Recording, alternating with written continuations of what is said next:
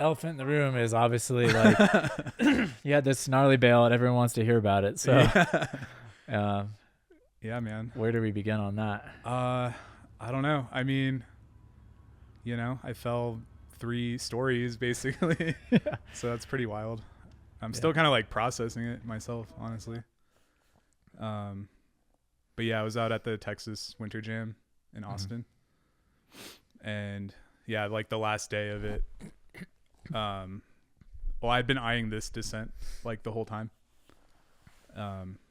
And so, yeah, I just went up to do it. And yeah, I mean, there's like a whole lot behind the mental state that was going into it. But like, yeah, I've been like processing it it's been like a month now, which is almost crazy. Yeah. It's been a minute. So I want to just hear the experience of like, I think that's where I would start. And where my mind's like, okay, well, what was it like to actually experience that fall from the first person?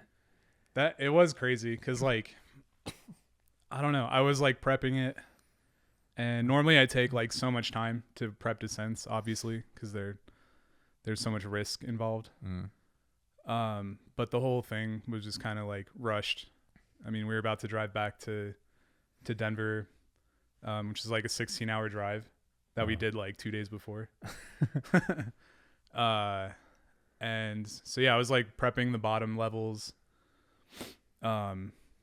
Did like the first and second floors, like pretty much like 5 times in a row without falling. So I felt good about it. Like, good enough to go up 1 level. But yeah, there was like a little bit of hesitation. And, I had my friends with me, my friend Keith and Joey, from here, from Denver. So, yeah, I just kind of like, I just wanted to knock it out, so we could get home and get driving back. And that was kind of like, I had the goal of that trip was to do like a 3-story descent, Is that typical to have a goal like that, a challenge like that in mind for you? Yeah. I mean, a lot of my training has always been based around that. Like, I want to do like a specific hard challenge or like a fear challenge, and I've been kind of just fixated on descents recently.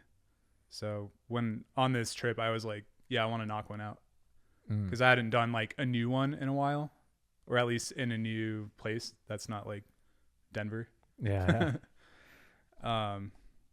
So yeah, I went up on the 3rd level, and this descent was like weird because it's not like there's not a rail to grab, Yeah, like, those are.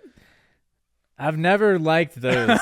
I mean, I don't even like descents. Like, period. Dude, the first day I did them, I was with you. I know, dude. That's crazy. Like, I was there. It's all around, your fault. Just kidding. I've been around them and I've done a few and all, but man, I mean, I want to ask you how your feelings are on that are. Yeah. But with the 5 tries in a row, like, how is your process? Because I know you said you were kind of rushing it a little bit. You were trying to like knock it out.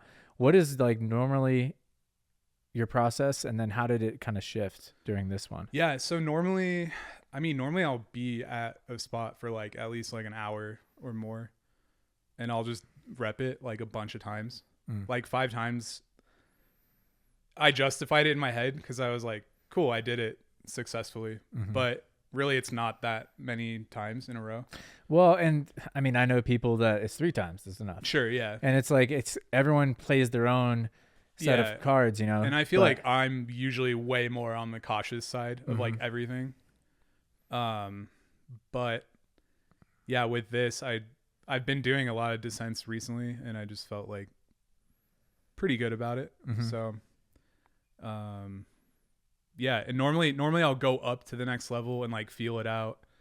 And if I'm not like 100%, I'll just keep going back and forth until it's like, there's no doubt, But, yeah, I just kind of like got up there, and it's so weird. Like, I still don't really understand like what my thought process was, because I knew like I wasn't 100%. So you're in cat hang, or were you like I'm 100, I'm not 100%, I'm gonna get in cat hang and see how it feels, or were you like, how did that like moment go? Yeah, that's the thing. I don't even think I hung off of it to feel it out. or like to look at it. I think, I just went and like did it. Yeah. But you can see like in the video, I kind of do like a little pushback a few times. Yeah. Which looks like I'm like hesitating, but I mean, I was just feeling it out. That's also, I mean, there's people like that's their rhythm. It's like they have to do 3 pumps and then they drop or something like on the first one, or everyone's got their own process. So like, exactly. That's like what I want to, I mean, we started like right out of the gate with like a big, like, hey, what happened, dog? Like not the best tact with me on that one. It's okay. Yeah. But I mean, one of the interesting things, because of who you are and how you train, like you are conservative, you've been training longer than almost anyone I know, and you're always like very methodical, very precise. What the biggest like shock was, I think, for a lot of us that know you, is that this could happen to you. It makes everyone question their training strategy and like what they think they know about themselves, because you are like a shining example of proper training, like to most of us, I think. I appreciate that. Like you have great technique. You never like egoic about it. Yeah. It's like, I mean, maybe you are internally. I don't know, like what the inner battle's like. Sometimes the inner battle's like not the same as the outer battle, but I think like, it's just crazy. And you have so much experience, and we had talked about it when I first came to see you after the injury, how there's a certain point in your training where, especially when you've been doing it for 15 years or whatever, where it's like your technical ability is so high.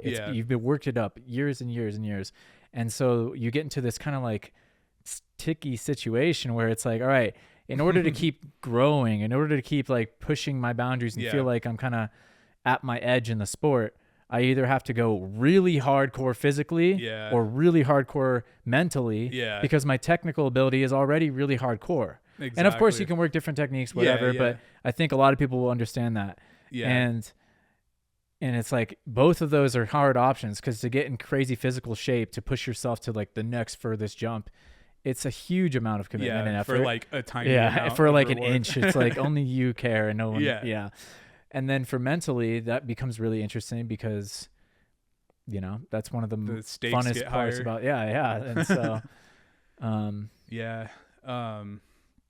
it is crazy. And like, I don't know, I think just like my mental state was like totally kind of out of whack a little bit. I mean, I've had like a lot of stuff going on in my life the past year. But one thing that I was thinking, I don't know if I talked to you, I think I did talk to you about this, but like I've been on like antidepressants. Oh yeah. I didn't actually know. Maybe you did talk to me about this. Yeah. I started taking them in like October. But they kind of like lower my inhibition for a lot of things. Oh yeah. So I was thinking about that afterwards. Like, I was like, why did I go when I wasn't 100%? Because I never do that, And it's easy to like try to pin it on one thing, right? But that was like one of the factors where I was like, oh, maybe like that was kind of affecting my mindset of like, all right, I feel like 80%, I know, like my thought process was like, I know I'm going to land on the wall. I know my hands are going to grab something. And that apparently was good enough for me to feel comfortable doing it. But yeah, like just those ones where there's not a rail to grab are so much like more technical, and I haven't done a ton of those. And this one too, like it's so weird because you have to like, well, you don't have to, but the way I was doing it, stemming, it's a vertical stemming. I don't know, there's a name for it, I'm sure, in climbing, but. Right. And that was just like, that just made it so much harder for like no reason. Oh yeah, because well, I mean, no reason. There's definitely a reason. Like, I know what you mean, but like it's like you have to go down and then push up immediately. And usually with the descent, like the cat drop technique, like all you have to worry about is getting your feet kind of like out from underneath you and getting your hands to the wall. I mean, there's lots to worry about, but it's kind of a lot simpler when you're just like, I'm going to sort of absorb and bounce off and then get my hands on it. Right. Or my hands in front of it. If it's like the rail, like where it usually is, where it's easiest to do. Yeah. And then there's ones where people can do that and there's no rail, but it's still like the same tech. Yeah. Or the wall. It's like sometimes it's a narrower wall, so you can kind of over grip it. And sometimes there's overhangs and whatever that make it more doable. But to push up to like stem into it, you know, there's like a few ones that have been done that are really strange, and that's like one of the strangest variations on it. I don't even know, like when I look back on it, I'm like, I don't even know why I was like so chill about that. Because like like I had done the lower ones and it was fine with that tech. But yeah, it was just so weird. And there's like a little lip on the inside that like you can kind of grab. Yeah. But it's so small, it doesn't really like do anything unless you're super precise. Yeah. So yeah, I like pressed up, and I don't know, I've like analyzed it so much. Like I think I might have like let go a bit too early, like where I wasn't fully like my legs weren't fully swung in. I see. I don't know. I can watch the clip like so many times and analyze it. Yeah. But yeah, so my right foot slipped out, and then so when I went to press up, I didn't have enough to like brace. Yeah. And then I moved my hands back to try to grab that little lip, and then I just couldn't grab it. So I tried. So then what'd you do? Then I tried to, because like I mean, if everyone here has probably seen the clip, but for anyone who hasn't, like go check it out. It'll be in the description. Maybe I'll even edit it into the video. Yeah, it's on my Instagram. But it's pretty amazing what you did to save yourself as much as you did. Yeah. To be honest, like that we're looking at and we'll get to the surgery and the ankle and stuff because that's fresh. Yeah. But I mean, you handled yourself, dude. Yeah. In a way that it could have been way worse. It really could have. It's so crazy. Like, I was like actually super calm in the moment, which is crazy. I mean, obviously, I was like, "Oh shit, I'm falling." Yeah. But like I didn't freak out really. I was just like, all right, like let me try to save this as best I can. So I grabbed like the next level down. And I think I almost was able to save it, but because my left foot was like higher than the rest of my body, it like swung me around off axis. So I like peeled off the wall. But I had enough time to like turn around and spot my landing. Yeah. And we talked about that moment because you're kind of like barn dooring a little bit. Yeah. Your legs taking you off the wall, and you're descending on one arm, and you have to like time this moment. Yeah. Where you're like, I don't want rotation towards my like wrist and face on the ground, so I have to let go. Otherwise, I'm gonna like not get at least one leg under me. Yeah. But the longer I hold on, the less impact it's going to be. Exactly. So it's like this pretty incredible like moment that you calculate, and like I think you did what you did. Yeah. And like I was like, well, I'm not hanging on, so let me try to like just minimize this landing as best I can and like set myself up for it. And the clip is kind of like, thankfully, but also it's kind of a tease in that like you just disappear behind this truck. I wish I had the whole you just hear like baboo, baboosh. And you're just like, I was talking to Joey about it, and he was like, because the thing is, I don't remember like anything after the fall. I just remember like, all right, I'm gonna hit the ground, like after I peeled off. And that's the last thing I remember.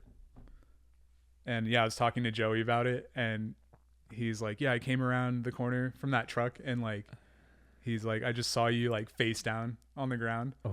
And like I was trying to push myself up, and there's like blood everywhere. On the ground and on my face. But I didn't pass out or anything, so I just don't remember like 3 hours of that time. Yeah. I mean, that's always scary. Like probably, I don't know how you feel. Like what's scarier for you? Like the head injury, the ankle injury, or what mattered? Like, because okay, I kind of want to break it down for people too, because the X-ray was super interesting. Yeah, just to see how your ankle took the impact and like what gave way. And dude, I mean, I'm not gonna be able to edit in like, but you showed me the bones, and like it was really interesting because you just kind of like had the right posture and things as best you could, but the load was just so extreme that I'll let you tell it. Dude, Sorry. I mean, it was like 20 feet to just this ankle, so my right ankle. yeah, so I fractured 4 bones. And yeah, it's crazy how like it's still a shitty injury, but like it's crazy how it absorbed that. And like Yeah. I didn't tear any ligaments or anything. It just took all the impact all the way up. So yeah, yeah, it's like 4 little bones, like my navicular, my talus, calcaneus, which is like your heel, and my tibia. Like there's a crack in my tibia that's like that little piece that sticks out. It's like cracked there. So yeah, just the force just went straight up. But yeah. Oh, and this little piece of my talus in the back Like broke that off. sticks out. If you look up just like a picture of foot bones. The talus was the most interesting part. I thought. that part in the back just like totally like sheared off. Like it's just gone. They couldn't do anything about it. Yeah. So, but yeah, Took one for the team. I know. You're a boy, talus. The hind talus was fucking. He was there for you that day. So yeah, I got I think 8 screws or something. There's a plate on my tibia, and then there's a plate connecting my navicular to my talus. That's like on the top of my foot. And so, yeah. And then there was like some hip stuff. I know that like we talked a little bit about how just the force went all the way up your chain. Like when it's that much impact, like your whole body's trimming something. I was and, like, so your sore lungs, for your like 2 ribs. weeks. Yeah. Like my whole body. Yeah, actually I didn't really have like any pain or very little pain in my ankle, or my head. Yeah, like the first week or 2 was like my hip hurt so much. So yeah, it's like you said, I think all that force just went straight up to my hip, and like my adductor was so sore, like I couldn't lift my leg. Oh yeah. So it just felt like all the force went there, but it's doing a lot better now. Nice. Yeah, I've gotten like a lot of PT work. Sick. Shout out Amy Jepson, Joey's mom. Oh, nice. Hell yeah. Yeah, so I'm in a lot better state now, and the concussion was like scary for like a week or 2. Because the first week it was fine, and they were like, yeah, they did a CT scan, and they're like, yeah, you don't have any like brain damage or anything. I just had 5 stitches, and I got this scar. Yep. I'm gonna be twinning with Sydney Olsen. Yeah. But it's got like a crescent. It's like yeah. It's kind of a cool like crescent moon shape. Yeah, I like it. It's not the lightning bolt of Harry Potter. It's a little more like subtle. That's what's a up. little moon. So yeah, I didn't think it was that bad, and then like after my surgery, it started kind of like flaring up and like messing with me. Like I would just get like dizzy, and if I'd go out, I'd be like super overstimulated and like just get headaches from like just a normal environment. Yeah. But the past week or so, it's like cleared up. Like Amy did a lot of like cranial work. She would just like basically give me like a crazy like head massage for like 45 minutes. Awesome. And that helped a lot, because she was saying like there's just so like basically I had so much adrenaline like stored in my body. Oh yeah. Like afterwards. Like I'm still kind of like working through it, but well, there's that book. I actually haven't read it, so I should kind of talk out of my ass here, but there's that book, like The Body Keeps the Score. I'm reading that right now. Oh, nice. I'm interested. I want to read it too. Yeah. So you have to tell me. Yeah, that's funny. A lot of people have been mentioning it's that. Such an interesting idea. I know the premises and stuff, and it's like there's like even that moment, like there's potential for you to like remember that moment when you work in through that kind of, energetic traumas and stuff, and it just could be too much like to handle in one moment. You're like, I'm gonna have to drip this out. That's what was really messing with me. It was like, okay, I didn't pass out, but like I don't know what happened. Like I don't remember what happened.